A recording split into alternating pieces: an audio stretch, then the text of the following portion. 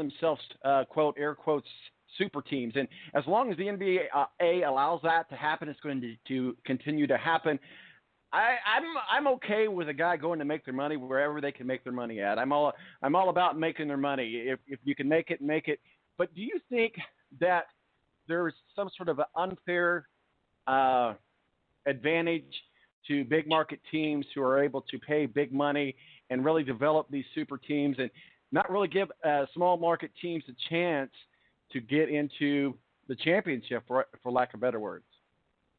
Yeah, I mean, you think about what the Pacers did. They went out and got the best guy that they could, Malcolm Brogdon, and that's cool for here, but it's not a huge splash in NBA waters. I think that they've talked about in the NBA getting together and discussing, how teams do free agency. And it's like Kevin Pritchard said, he couldn't even get an interview with a guy like Tobias Harris. He couldn't even get an interview with some of these big name players to, throw their pitch out there on why that player should come to the Pacers. So, there is great balance in the NBA right now, but superstars are going to want to team up with other superstars and they're going to want to play in these major markets. So unless the NBA does something about that, it's never going to change. I'm all for building your brand and being in the city. We can build your brand, New York, Miami, LA, but this is 2019. You could build your brand anywhere. I mean, anywhere. You don't have to be in that. With the money that these guys make, they could be in and on a plane every single day if they need to go somewhere in LA to do something. I don't understand why the LA, for example, has to be where you go to build your brand. I have to be in LA to build my brand. If you've got a good enough team behind you on building your brand and you've got some good endorsements, you could build your brand in whatever city you play in. Yeah, but let's be honest. You weren't seeing the Pacers on a lot of primetime basketball games. You weren't seeing, the Pistons on a lot of primetime basketball games. Even with Anthony Davis, you weren't seeing New Orleans a lot on primetime. You will now, after all the moves they've made and with Zion Williamson. But, guys figure that they need TV time and they need exposure to build their brand. And when you're in L.A. where they already do most of the stuff, where they do the commercials and where they cast for the movies, it's easier to do when you're already in L.A. The big markets produce stars. It's easier, you're right, to build a brand being in a smaller market. But let's be honest, it's unless you're teaming up with another guy or another two guys to be on national TV all the time and to be the talk of the NBA, it's hard to become that upper echelon superstar. So, guys figure we've got to be in a big media market and be on TV a lot in order to build that brand. So that's what guys have done. They've migrated again to the LAs, but we've seen it. The Clippers were a big destination spot, not the Lakers. We saw the Brooklyn Nets be the destination spot, not the Knicks. So where it may have changed a little bit, it's still those big markets, and that's what guys are looking to do is become a brand, and they're looking to do it where they can get the most attention.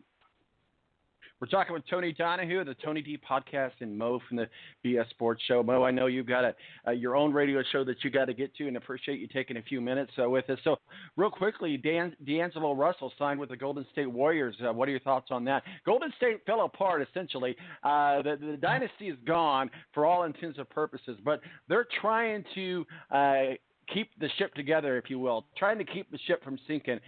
Is D'Angelo Russell one of those guys that can make that happen? No, D'Angelo Russell's a guy who's going to fill in there until Klay Thompson's back to play, whether it be at the end of the season or next year.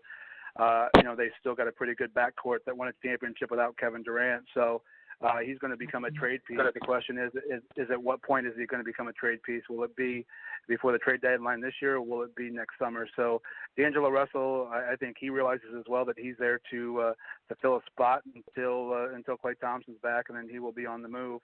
So it's just a question of how long he's there. Tony, we've been talking about the East here for a little bit. We're talking about the Sixers and the Celtics and the Pacers, and the Sixers making some moves with Tobias, getting Tobias. They also picked up Al Horford, who can play forward or center for that matter. How big of a Swiss Army knife is he for Philadelphia?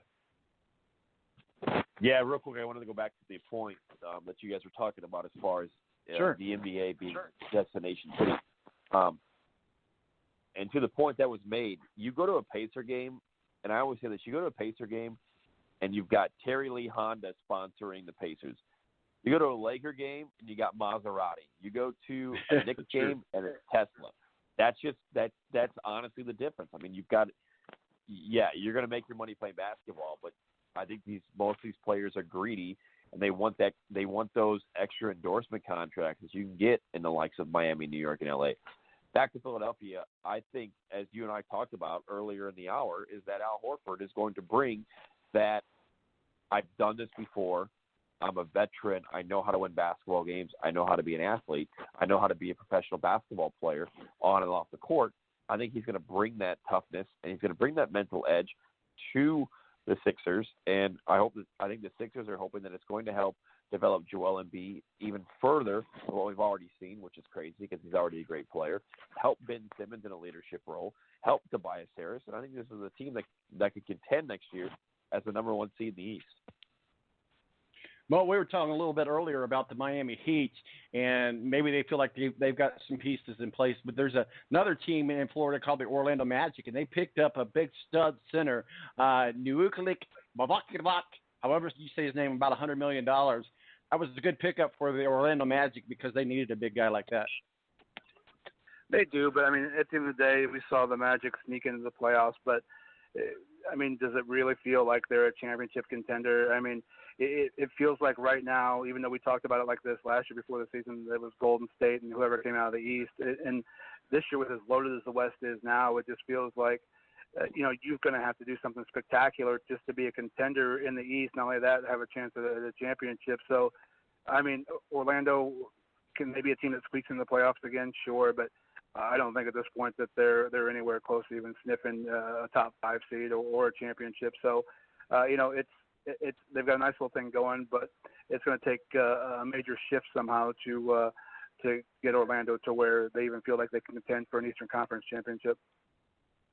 Tony, the Dallas Mavericks decided that they were going to keep Porzingis, who was out most of the season with a torn ACL, going to be out a little bit more coming into next season, but yet they go ahead and pull out the checkbook and pay him $158 million over the next 5 years.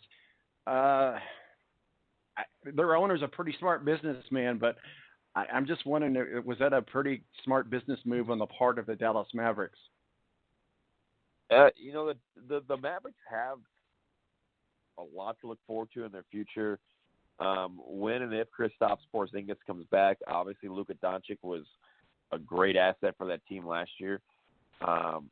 They've paid some guys where you're kind of questionable. You thought maybe they'd make more moves, but you look at the Dallas Mavericks and you think, okay, that's a playoff team, but they're probably no better than the 6th seed out west. I mean, a lot of teams got better in the West, including Portland, including most the LA teams.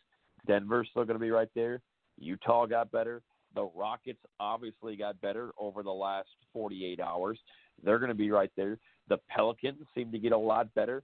So if you're Dallas, you're a fringe 7-8 playoff team. You thought they would probably make some more moves. Will be interesting to see if the Mavericks can get into the playoffs, because it's going to be tough because the way that the West stacks up and all the moves that other teams have made out west. Mo, let's give you an opportunity while we still got you here for a few more minutes to chime in on the Lakers. We've talked about LeBron. We've talked about Frank Vogel being a figurehead coach. They brought in DeMarcus Cousins from the Warriors. He is, again, injury prone, but just another piece in the puzzle that the LA Lakers think that they have it all figured out. I don't know that they do. I really don't. And as we talked about earlier, it looks like Frank Vogel will be the one that will be the scapegoat on that, and he's kind of just the figurehead coach, if you will. I wanted to get your thoughts on the LA Lakers because, well, hell, they're the LA Lakers. Well, I think all of us have had experience with seeing what Frank Vogel can do with a basketball team. My concern, if I'm Frank Vogel, was the fact that the Lakers brought in 2 former head coaches as my assistant coaches, and an opportunity where they're just looking, I think, for, like you said, a scapegoat. But, I mean, you look at the season DeMarcus Cousins had, a couple years ago before he got hurt, and he was putting on his best season ever. Can he return to that form will be the question. Obviously, we saw from the finals that his cardio needs to get much better as he was coming off an injury, then sidelined again for the first part of the playoffs. My concern with the Lakers, just like it was last year, will be outside shooting. You bring in Danny Green, which I thought was good. You bring in a couple other smaller pieces, but I still think you're going to wind up seeing maybe a guy like Kyle Korver wind up out there, or J.R. Smith.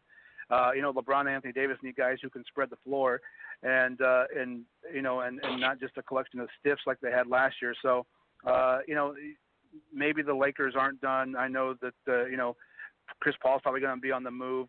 The Lakers obviously don't have room for him, but can they be a third team to take on another guy who can score and shoot the basketball from outside? It's going to be interesting. LeBron's going to retain number 23 for another year because of production issues. So Anthony Davis wear his old middle school number this year.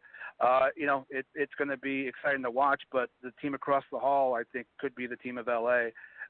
With Kawhi and Paul George and the team they've assembled over there. I like the front office so much better of the Clippers. It's going to be interesting.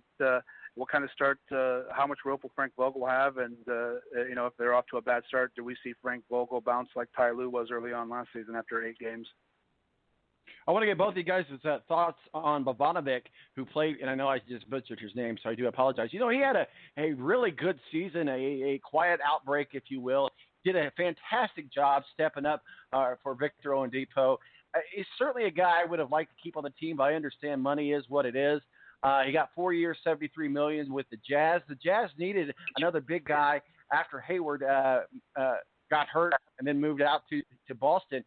So we'll start with you, Mo, because I know you got to go, and then we'll go to you, Tony. But Bogdanovic leaving the Pacers for the Jazz, it might be a good fit for both teams, but I'm one of those guys that would have liked to have him stay with the Pacers, Mo. Yeah, I mean, you look at Bogdanovic, it's a guy who definitely helped spread the floor for the Pacers, a guy who could hit clutch threes and make clutch baskets when he needed, always played hard. But, it's a guy that did you want to pay for the next 4 years that kind of money and hope that the production of the last 2 years or year and a half continues?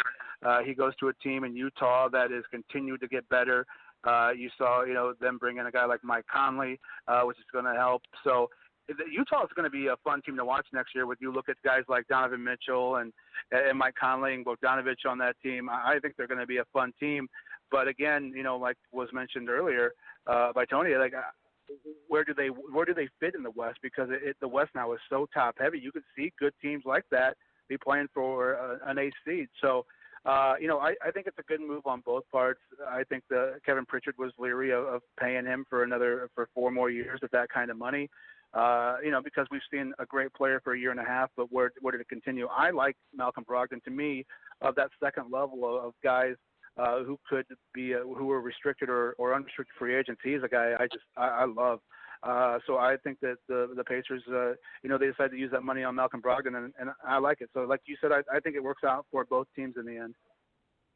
Well, absolutely. And as Tony mentioned, that certainly is a good pickup as far as a bang for the buck. Tony, real quick, what are your thoughts on Bogdanovic going to the Jazz? Yeah, I thought those were all great points by Mo. You look at Bojan, as Mo mentioned, a guy who's clutch. I'll have to ask, I'd ask Mo this. The only thing that I was a little bit concerned about with Bojan going to the Jazz was he's basically Joe Ingles. I mean, Joe Ingles, outside of being a lefty and Bojan being a righty, they play similar. They hit those clutch shots. They're guys that play on the perimeter that can knock down shots. So we'll see if maybe Bojan comes off the bench. But the Jazz are an upstart team. We'll see if Mike Conley can kind of have a refreshed game now that he's out of Memphis. And he, we see sometimes that a scenery changes a player for the better. Sometimes it changes him for the worse. But the Jazz are an intriguing team, knowing that they can literally fall anywhere from 4th in the West all the way down to being on the outside of the playoffs. I think they'll make the playoffs. But as Mo mentioned, where do they fit in and where will they be? Because Donovan Mitchell's a great player. You got the defensive player of the year in Rudy Gobert. You've got Bojan, you've got Ingles, and you've got Mike Conley. But I think it depends on how good Mike Conley can be, and that's kind of the cap. that's kind of the cap or the ceiling, the roof of how far the Jazz can go. Mo, I know you got to go, but any final thoughts, words of wisdom, any responses to Tony's comments there? I know you've got to get on the air. You have your loyal fan base